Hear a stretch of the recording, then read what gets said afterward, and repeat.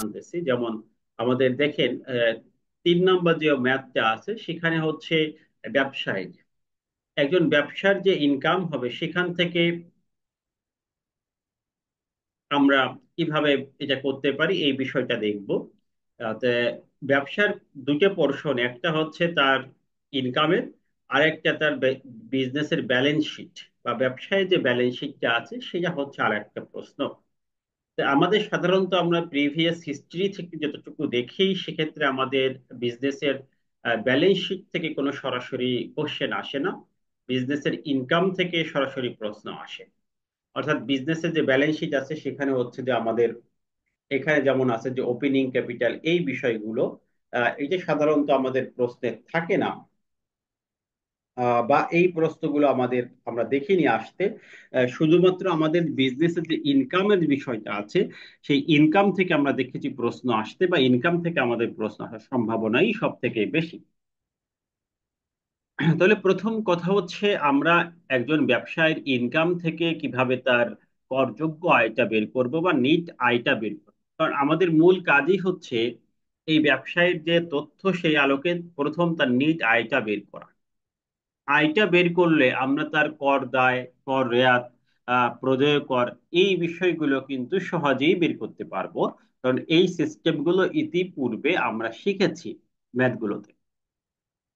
তো এখন first on priority বেসিসে আমাদের এই বিজনেস থেকে মোট করযোগ্য আয়টা বের করতে হবে, বা এখানে নেট আয়টা কত হবে, বিজনেসের মুনাফা কত হবে, এটা আমাদের বের করতে হবে। তো এই বিজনেসের মুনাফা আমরা যখন বের করতে যাব বা বিজনেসের মুনাফা আমরা বের করতে চাই, তখন আমাদের প্রথম যে কাজটি করতে হবে এই বিজনেসের সেলস বা টার্নওভার নির্ণয় করতে হবে। 1 নম্বর পয়েন্ট হচ্ছে এই বিজনেসের সেলসটা নির্ণয় করা। আর সেলস অথবা টার্নওভার এটা প্রশ্ন দেওয়াই থাকবে। এই যে, বার্ষিক টার্নওভারের পরিমাণ 58 লাখ বা সেলস এর পরিমাণ 58 লাখ, তাহলে এটা আমাদের ম্যাথে দেওয়া থাকে।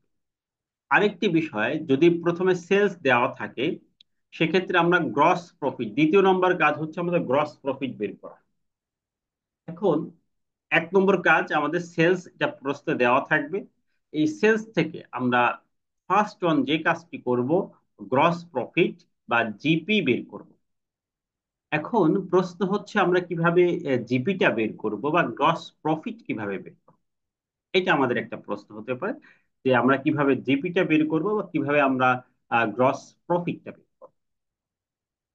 এটা যদি আপনি ভালোভাবে খেয়াল করেন যে জিপি বা গ্রস প্রফিটটা কিভাবে বের হয়, যদি এখানে কোনো ক্রয় মূল্য দেওয়া থাকে, তা সেলস থেকে ক্রয় মূল্য বাদ দিলে যেটা থাকবে এটাই হচ্ছে জিপি বা গ্রস প্রফিট।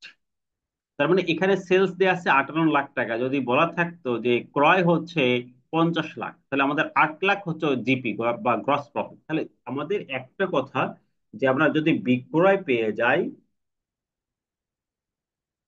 একটা হচ্ছে বিক্রয়, এই বিক্রয় থেকে যদি আমরা কি বাদ দেই, ক্রয় মূল্য, বিক্রয় মাইনাস ক্রয়, তাহলে আমাদের কি বের হয়, জিপি বা গ্রস প্রফিট। ধরেন আপনি 100 টাকায় একটা পণ্য সেল করলেন, এটা যদি আপনি 80 টাকায় পারচেস করেন বা ক্রয় করেন, তাহলে এখানে আপনার জিপি দাঁড়াবে 20 টাকা, বা এই 20 টাকা হচ্ছে আপনার গ্রস প্রফিট বা জিপি। তাহলে প্রথম কনসিডারেশনের বিষয়টা হচ্ছে আমরা একটি সেলস থেকে জিপি বের করব।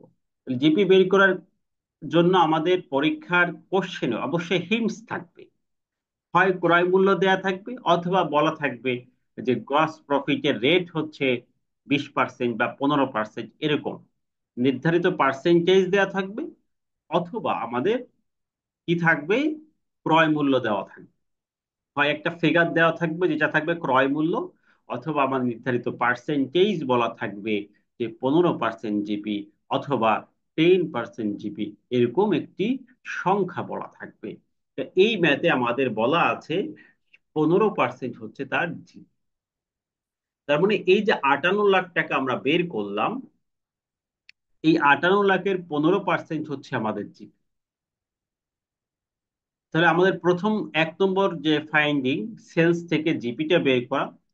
2 নম্বর কাজ হচ্ছে আমাদের অ্যাডমিন খরচ বা অ্যাডমিনিস্ট্রেটিভ কস্ট, যত ধরনের তার কস্ট আছে, এটা অফিস রেন্ট হতে পারে, সেলস হতে পারে, বিভিন্ন ধরনের তার কস্ট আছে, সেই কস্ট গুলোকে বের করা, এগুলোকে একত্রিত ভাবে বলা হয় অ্যাডমিনিস্ট্রেটিভ কস্ট বা অ্যাডমিন কস্ট। অ্যাডমিন কস্টকে আমাদের সেপারেট করা, বের করা জিপি থেকে আমাদের। দেখেন, আমি যদি সহজে একটি এক্সাম্পল আপনাকে দিই, ধরেন একটি প্রোডাক্ট, ফর এক্সাম্পল এই যে মোবাইল ফোন, এই একটি প্রোডাক্ট, এই একটা প্রোডাক্টে দুই ধরনের কস্ট আছে। প্রথমত এই প্রোডাক্টটা উৎপাদন কস্ট আছে, ম্যানুফ্যাকচারিং কস্ট আছে, যা- বা যিনি ক্রয় করেন, ক্রয় করে যদি বিক্রি করেন তার ক্ষেত্রে এটা ক্রয় মূল্য আছে। ফর এক্সাম্পল আমি এই ফোনগুলো ক্রয় করে বিক্রি করি, তাহলে আমার প্রথম কস্ট হচ্ছে আমি এই ফোনটা বাইরে থেকে ইম্পোর্ট করব বা ক্রয় করব। তাহলে ইম্পোর্টে আমার ধরেন 10 লাখ, 10,000 টাকা খরচ হলো। তাহলে এই 10,000 টাকা হচ্ছে আমার কস্টিং। আমি যদি এটা সেল করি 15,000, 5,000 টাকা হচ্ছে আমার এখানে গ্রস। কিন্তু 5,000 টাকা কি আমার নিট প্রফিট হবে? না, এখানে আমার তো অনেক খরচ আছে, অফিস রেন্ট আছে, আমার এমপ্লয়ি স্যালারি আছে, আমার কনভেন্স আছে, আমার মার্কেটিং আছে, বিভিন্ন পারপাজে আমার কিন্তু খরচ হয়ে যায়। এই যে বিভিন্ন পারপাজে একটা কোম্পানি ফিনিশ প্রোডাক্ট সেল করতে যে যত প্রকার খরচ আছে, এইগুলোকে বলা হয় অ্যাডমিনিস্ট্রেটিভ কস্ট, বা আপনি বলতে পারেন অ্যাডমিন কস্ট বা প্রশাসনিক ব্যয়।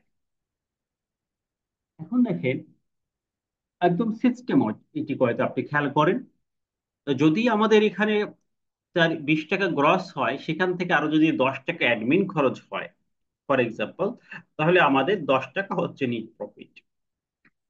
তাহলে এই যে 100 টাকার যে পণ্য সেল করলো, সেখানে কিন্তু আমাদের নিট প্রফিট দাঁড়াচ্ছে মাত্র 10 টাকা। আমরা 10 টাকার উপরই ট্যাক্স দিব। তাহলে এই যে অ্যাডমিনিস্ট্রেটিভ খরচ, এটা হয় আপনার একটি অ্যামাউন্ট লেখা থাকবে, অথবা বলা থাকবে যে জিপির এত%, হয় অ্যামাউন্ট লেখা থাকবে অথবা এটা বলা থাকবে। আর যদি এরকম কোনো কিছুই প্রশ্নে বলা না থাকে যে প্রশাসনিক খরচ কত, তাহলে আমরা আইন অনুযায়ী ওয়ান থার্ড, আমরা নিব, অর্থাৎ ওয়ান থার্ড অফ জিপি, জিপির ওয়ান থার্ড আমরা খরচ হিসেবে নিব। এখানে বিষয়টা ক্লিয়ার যে যদি আমাদের, হয়তো বা আমাদের স্পেসিফিক বলা থাকবে যে 5 লাখ টাকা খরচ বা 10 লাখ টাকা খরচ, তাহলে তো আমাদের আর কোনো কাজ করতে হবে না। বাট যদি দেখা যায় না, এরকম কোনো শব্দই বলা নাই বা পার্সেন্টেজও বলা নাই যে এত টাকা খরচ হচ্ছে বা এত পার্সেন্ট খরচ হচ্ছে, সেক্ষেত্রে আমাদের কি নিতে হবে? ওয়ান থার্ড অফ জিপির, জিপির আমাদের ওয়ান থার্ড খরচ হিসেবে গণ্য করতে হবে। তাহলে যদি আমরা এই এক্সাম্পলটা, যদি এখানে কোনো খরচ, এই 33 উল্লেখ না থাকতো, তাহলে আমাদের যা জিপি হতো সেখান থেকে ওয়ান থার্ড আমরা খরচ দিতাম। এখন আমরা এই ম্যাথটা একটু দেখি, এইবার যেটা করলাম এটা হিসাবটা একটু কিভাবে করতে হয় আমরা একটু এটাকে খেয়াল করি। দেখেন, এখানে 1 নম্বর কাজ হচ্ছে আমাদের এই সেলস দেওয়া আছে, তাহলে আমরা এখানে সেলস যে ভ্যালুটা, সেলস ভ্যালু হচ্ছে আমাদের 58 লাখ, খেয়াল করেন 58, এটা সেলস ভ্যালু। দ্বিতীয় কাজ কি? আমাদের জিপি বের করা। আমাদের পার্সেস কিন্তু এখানে বের করতে হবে না, পার্সেস ভ্যালু কত, আমাদের কি বের করতে হবে? তার জিপি কত। তার জিপি বলা আছে যে এই 58 লাখের 15% হচ্ছে জিপি। আর যদি আমাদের আহ তার ক্রয় মূল্য দেওয়া থাকতো, তাহলে আমরা ক্রয় মূল্যকে বাদ দিতাম। ফর এক্সাম্পল, এখানে ক্রয় মূল্য দেওয়া থাকলো 50 লাখ, তাহলে আমরা এই 58 লাখ থেকে 50 লাখ বাদ দিলে জিপি পেয়ে যেত। এখানে যেহেতু পার্সেন্টেজ আছে, তাহলে আমরা 58 লাখ, এর হচ্ছে 15%। সাধারণত জিপি রেট হচ্ছে 15% হয়। তাহলে এখানে আছে 8,70,000 টাকা হচ্ছে আমাদের গ্রস প্রফিট জিপি। তাহলে এই ব্যক্তির সেল হলো 58 লাখ, বাট জিপি হয়েছে কিন্তু মাত্র 8,70,000। তার মানে হচ্ছে এই বাকি টাকা ছিল তার কস্ট অফ গুড সোল্ড বা এই প্রোডাক্টের ক্রয় মূল্য। দ্বিতীয় নম্বরে আমাদের যে খরচটি আছে অ্যাডমিন খরচ। অ্যাডমিন খরচ বলা আছে এই জিপি 33%। তাহলে জিপি 33%, এই অ্যামাউন্টে যদি আমরা 33% করি, তাহলে আমাদের দাঁড়ায়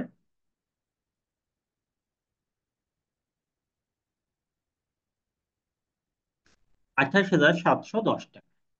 ক্লিয়ার? তাহলে এটা হচ্ছে আমাদের অ্যাডমিনিস্ট্রেটিভ কস্ট বা অ্যাডমিন খরচ। এরপর হচ্ছে তাহলে আমাদের হচ্ছে ইনকাম বা প্রফিট বের হয়ে যাবে, বা ট্যাক্সেবল ইনকাম যেটাই আমরা বলি না কেন। তাহলে জিপি থেকে যদি অ্যাডমিন খরচটা বাদ দেন তাহলে আমাদের প্রফিটটা বের হয়ে যায়। তাহলে আমাদের এখানে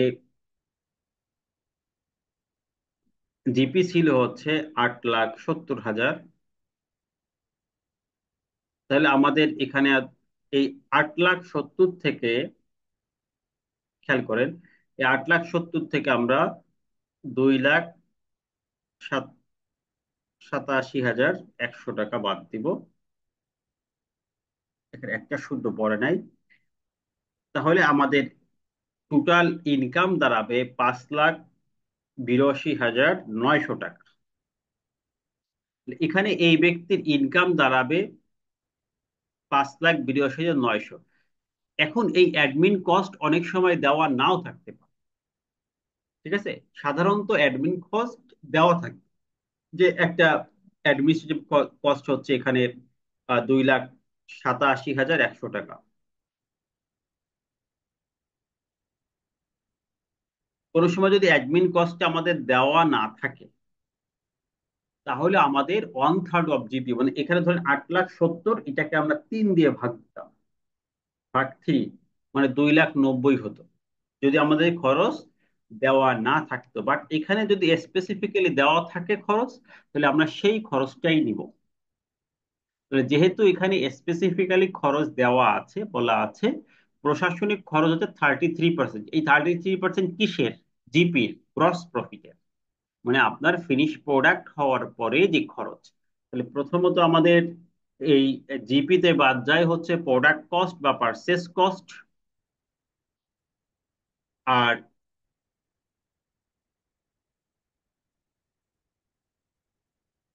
আমাদের এখানে কয়েকটি পয়েন্ট একদমই ক্লিয়ার, যে প্রথমত আমাদের 1 নম্বর পয়েন্ট হচ্ছে এই ম্যাথটা সলিউশন করছি ফার্স্ট অন 1 নম্বর থেকে আবার একটু আমরা রিভিউ করি।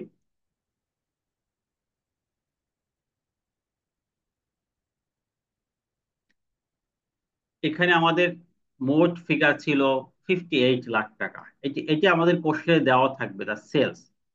এই 58 লাখ টাকা যে সেলস,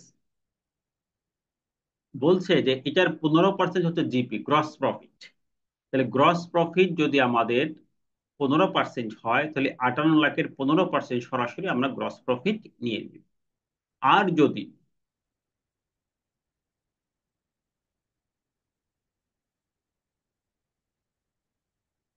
এখানে ঠিক আছে ভাই, আমি যেভাবে দেখাচ্ছি ঠিক আছে, আপনি কি বুঝতেছেন এটা একটু খেয়াল করেন।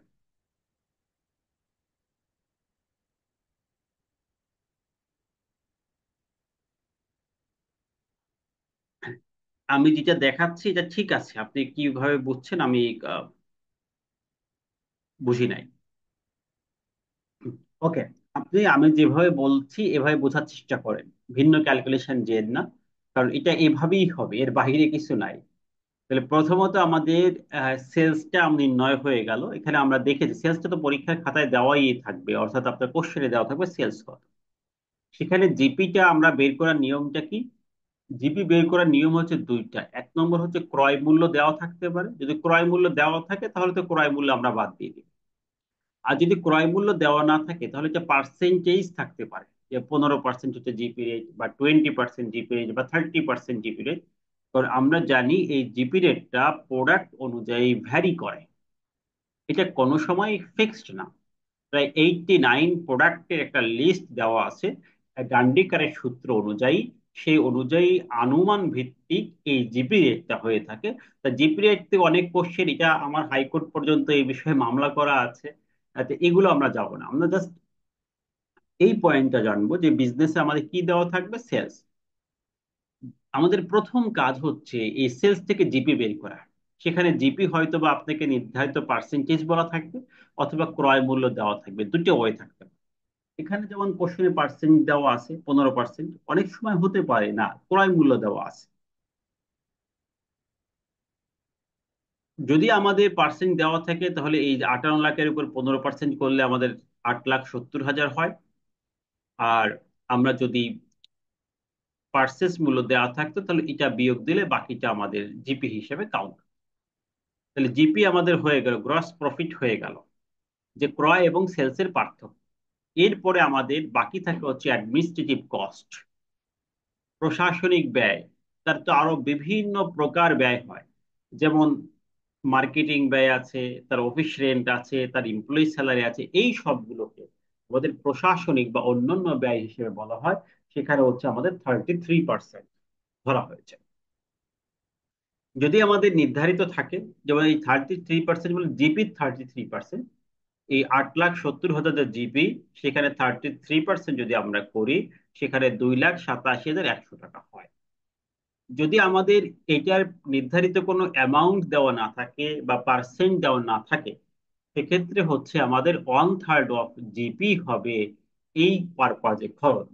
কারণ এটা আমাদের আহ, যে রেফারেন্স মামলায় প্রমাণিত, যখন কোনো ডকুমেন্ট থাকে না বা যখন খরচের কোনো স্পেসিফিকেশন থাকে না, তখন আমরা 1/3 অফ জিপি খরচ হিসেবে ধরি।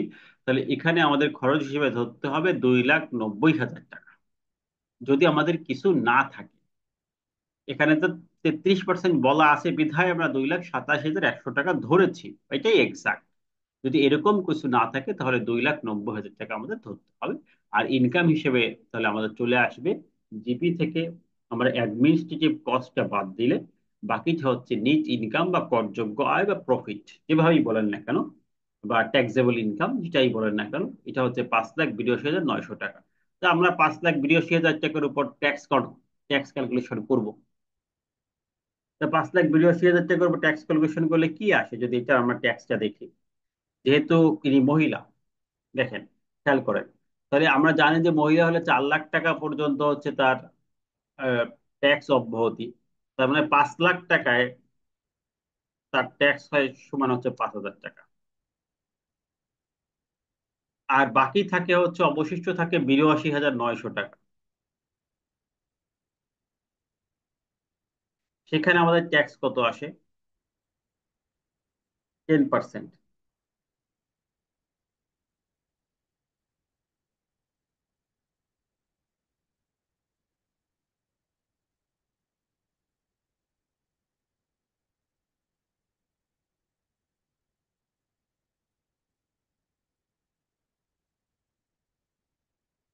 দেখেন, এই 82,900 গুণ 10%, যেহেতু মহিলা, মাহবুব আক্তার বলা আছে 8,290 টাকা। 8,290 টাকা তার ট্যাক্স আসে। তাহলে এই দুইটাকে যদি আমরা যোগ করি, তাহলে 8 × 5 = 13,000। দেখেন তার ট্যাক্স চলে আসে 13,290 টাকা। এটা হচ্ছে তার ইনকাম ট্যাক্স। ঠিক আছে, ইনকাম এত, আর তার ট্যাক্স হচ্ছে এত টাকা। ইনকাম ট্যাক্স হচ্ছে এত টাকা, 13,290 টাকা তার ইনকাম ট্যাক্স আসে।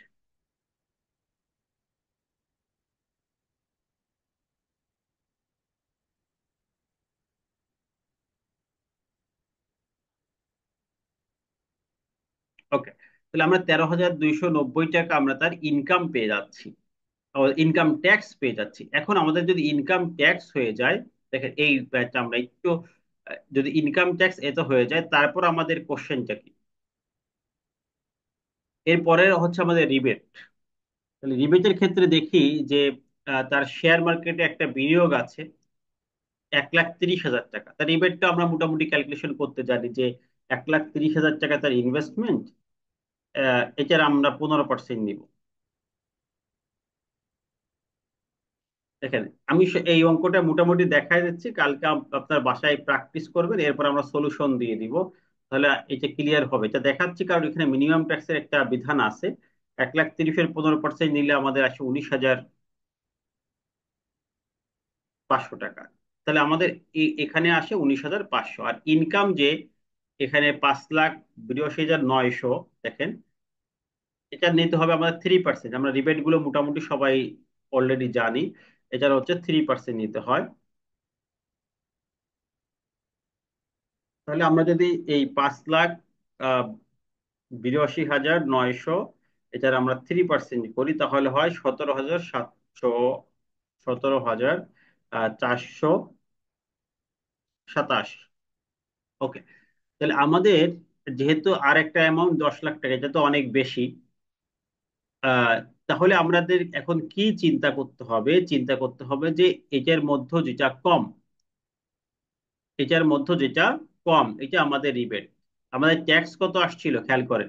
ট্যাক্স আসছিল কিন্তু এই, তার ট্যাক্স আসছিল হচ্ছে 13,290 টাকা। এটা তো আমরা মোটামুটি সবাই ক্লিয়ার, তার ইনকাম ট্যাক্স আসছিল 13,290 টাকা।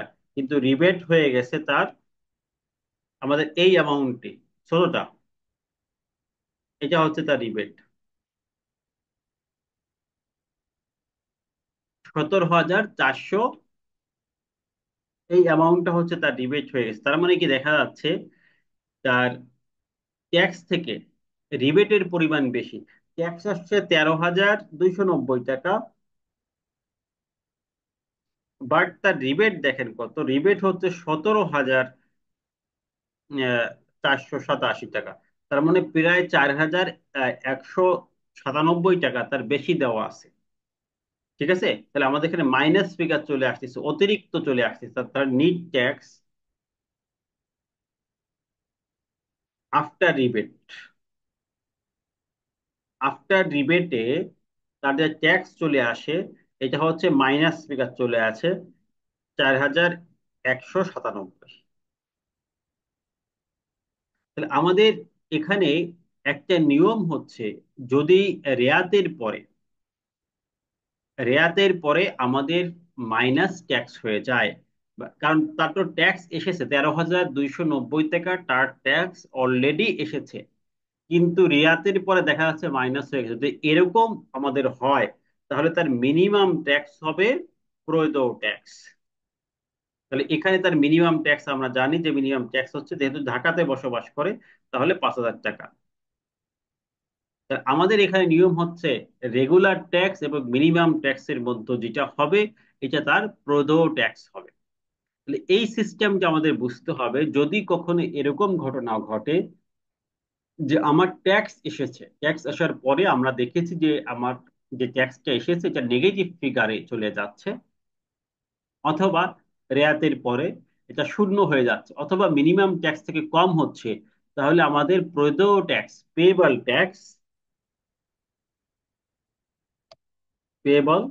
ট্যাক্স হচ্ছে আমাদের এই মিনিমাম ট্যাক্স, এটা হবে।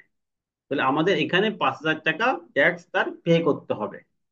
বাট এখানে আরেকটি কথা আমাদের ম্যাথে আছে, যে তার থেকে উৎসে কর্তন করা হয়েছিল 13,350 টাকা। এখন দেখেন, তার রিটার্নের সাথে কত টাকা ট্যাক্স দিতে হবে। যদি এটা কোশ্চেন আসে, তখন আমাদের টিডিএস, এখান থেকে আমরা জানি ট্যাক্স থেকে টিডিএস টা বাদ যায়। তার টিডিএস কিন্তু কর্তন আছে এখানে, খেয়াল করবেন, 13,350 টাকা। তার মানে তার কিন্তু ট্যাক্স অলরেডি বেশি দেওয়া আছে। তার মানে 173 ধারা বা রিটার্নের সাথে আমাদের ট্যাক্সের পরিমাণ হচ্ছে শূন্য, আমাদেরকে কোনো ট্যাক্স দিতে হবে না। তো এই ম্যাথটা জাস্ট আপনারা লিখে, আমি জাস্ট ক্যালকুলেশনটা এখানে দেখালাম, এভাবে লিখে সলিউশন করবেন। যদি এই একটি ম্যাথ আপনি বুঝতে পারেন, মোটামুটি রেয়াত তো আমরা বুঝি, ট্যাক্স আফটার রিবেটটা বুঝি, এখানে মিনিমাম ট্যাক্সের বিষয়টাও অ্যাপ্লিকেবল হয়েছে। কারণ এই একটি ম্যাথে বিভিন্ন খুঁটিনাটি বিষয় থাকে, তাই এই খুঁটিনাটি বিষয়গুলো আমাদের ভালো করে খেয়াল রাখতে হবে। তা আমরা এখানে এই বিষয়টাও খেয়াল রাখি যে আমাদের নিট ট্যাক্স আফটার রিবেট কিভাবে হলো, এবং মিনিমাম ট্যাক্সটা কিভাবে অ্যাপ্লিকেবল হলো। তাহলে প্রথমে আমরা সেলসটা নিয়েছিলাম, তারপরে জিপিটা নিয়েছিলাম 15%, যেহেতু আমাদের ম্যাথে 15% জিপি বলা আছে। যদি না থাকতো তাহলে অবশ্যই ক্রয় মূল্য বলা থাকতো, দুইটার একটা তো আমাদের হিন্টস দেওয়াই থাকবে। এরপর আমাদের অ্যাডমিন কস্টটা নিয়েছিলাম, কোর্সের খরচের একটা হার দেওয়া ছিল, সেই হারে আমরা খরচটা নিয়েছিলাম। তাহলে আমরা এই জিপি থেকে খরচ বাদ দেওয়ার পরে কিন্তু ইনকামটা বের হয়ে গেল। এটা মাহবুবা আক্তার ছিল, সে কারণে আমরা ট্যাক্স ক্যালকুলেশনের সময় প্রথমে 4 লাখ টাকা পর্যন্ত শূন্য, পরে 1 লাখ, মানে 5 লাখে ট্যাক্স হয় 5,000 টাকা, আর বাকিটার উপরে আমাদের 10%, 8,290 টাকা। টোটালটা ট্যাক্স দাঁড়িয়েছিল 13,290 টাকা। সেখান থেকে তার 1,30,000 টাকা বিনিয়োগ আছে, এটাকে কনসিডার করে, যেহেতু বিনিয়োগ আছে, এজন্য আমরা তার রিবেটকে নিয়েছি। রিবেট হচ্ছে বিনিয়োগের 15%, আহ, আর বিনিয়োগ আছে এখানে 1,30,000, 15%, 19,900। আর ইনকামের 3%, এটা হচ্ছে 17,887। তাহলে এটার মধ্যে যেটা কম, তাহলে 17,887 আমরা রিবেট পাই। আমাদের ট্যাক্স ছিল 13,290, সেখান থেকে রিবেট বাদ দিলে দেখি যে আমাদের মাইনাস ফিগারে চলে আসছে। তার মানে অলরেডি আমরা যা ট্যাক্স তার থেকে বেশি সুযোগ পেয়ে যাচ্ছি। তখনই আমাদের এই মিনিমাম ট্যাক্সের নিয়মটা অ্যাপ্লিকেবল হবে, আমাদের 5,000 টাকা প্রদেয় ট্যাক্স হিসেবে আসবে। এখানে যদি পেয়েবল ট্যাক্স আসে তাহলে কিন্তু আমাদের এই -4,197 এটা উত্তর হবে না। যেমন প্রদেয় কর কত, এখানে প্রদেয় কর হচ্ছে 5,000 টাকা। ঠিক আছে, এখানে প্রদেয় কর আবার অনেকে এই -4,197 টাকা এটা অ্যান্সার করে দিয়েন না। আর তারপরে টিডিএস এর পরে আমাদের যেহেতু অতিরিক্ত ট্যাক্স দেওয়া আছে, এই জন্য আমাদের রিটার্নের সাথে আমাদের 0 টাকা ট্যাক্স দিতে হবে, মানে কোনো টাকা চালানের মাধ্যমে আমাদের জমা দেওয়ার প্রয়োজন নাই। ঠিক আছে, আশা করছি যে মোটামুটি ম্যাথটা বুঝতে পারছেন, কারণ আমি 2-3 বার রিপিট করছি। ওকে,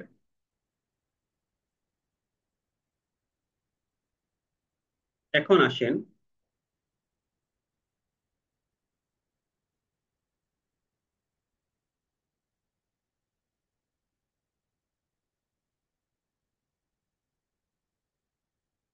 না, ব্যালেন্স শিট আসবে না আপনাদের। অতিরিক্তটা আপনি রিফান্ড হিসেবে রাখতে পারবেন।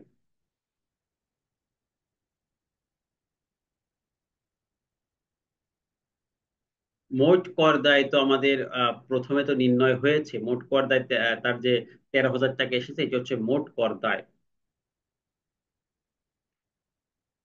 এরপরে দেখেন, এর পরের যে ম্যাথটা, এই ম্যাথটাও একটু আহ, কয়েকটি খাত আছে এখানে আমাদের। বেসরকারি স্যালারি আছে, সঞ্চয়পত্র আছে। সঞ্চয়পত্র এবং ক্যাপিটাল গেইন বা মূলধনী লাভ, এই দুটির ক্ষেত্রে নিয়ম একটাই বা একই নিয়ম। সেই নিয়মটা হচ্ছে, এগুলো সব, এই দুটি ক্ষেত্র ফাইনাল ট্যাক্সের অন্তর্ভুক্ত। আমাদের ষষ্ঠ তফসিলে এই ক্যাপিটাল গেইনকে ফাইনাল ট্যাক্স হিসেবে স্বীকৃতি দেওয়া হয়েছে। আবার সঞ্চয়পত্রের সুদকে এসআরওর মাধ্যমে ফাইনাল ট্যাক্স হিসেবে গণ্য করা হয়েছে।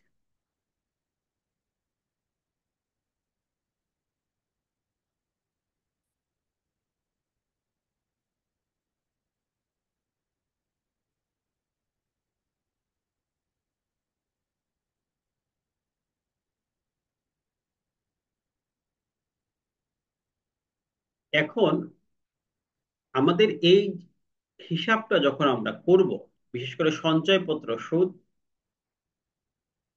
বিনিয়োগ না থাকলে আমরা কোনো রেয়াত পাওয়ার সুযোগ নাই। রিফান্ড আপনি, একটা হচ্ছে অ্যাডজাস্টমেন্টের জন্য রিফান্ড হিসেবে রেখে দিবেন, পরবর্তী বছরে অ্যাডজাস্ট করবেন। আর 6 বছর পরে আপনি রিফান্ড ক্লেম করবেন। বিক্রয় মূল্য তো 58 লাখ টাকা আমরা দেওয়াই আছে কোশ্চেনে, এখানে তো আর কোনো আহ, বিনিয়োগ না থাকলে রেয়াত তো কোনোভাবেই পাওয়া যাবে না। কারণ তিনটার মধ্যে যেটা কম, তখন আপনার বিনিয়োগের ধরেন আপনি 15% নিলেন, তাহলে বিনিয়োগ নাই, তার 15% কত হবে? 0 হবে। তার মানে আপনি আর রেয়াত পাচ্ছেন না, কারণ আমাদের সূত্র অনুযায়ী করতে হবে রেয়াতটা।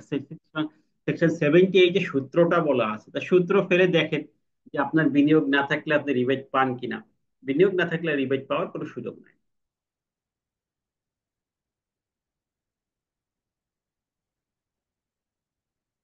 মোট পর্দা তো আমি বললাম, এটা মনে হয় আমরা 5-7 বার রিপিট করতেছি, আপনারা হয়তো বা ক্লাসে নেই নাকি আমি বুঝতেছি না।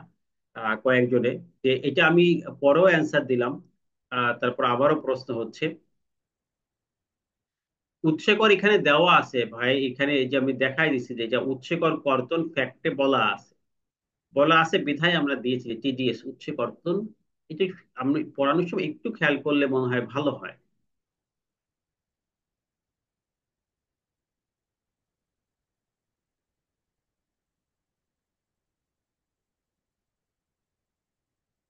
ওকে, আর স্ক্রিনে অনেকে দাগাচ্ছেন, এটা করা ঠিক হচ্ছে না ভাই। দেখেন, এখন আমাদের যে বিষয়টা আছে, যে বেসরকারি ব্যাংকের কর্মকর্তা তার যে ইনকামটা আছে, দেখেন আমরা ইতিপূর্বে কিন্তু 5টি ইনকাম সোর্স পড়ে ফেলছি বিজনেস দিয়ে। এই যে আলামিন হোসেন, আপনি আবারও সেই মার্ক করতেছেন স্ক্রিনে। প্লিজ এগুলো করে না, তাহলে একটু ডিস্টার্ব ফিল হয় আমাদের পড়াতে যে। আমরা চাইলে সবকিছু অফ করে দিতে পারি, কিন্তু এটা করা ঠিক হয় না, যে কারণে অনেকগুলো অপশন, চ্যাট বক্স, তারপর এগুলো ক্লাসের সময় খোলা রাখতে হয়।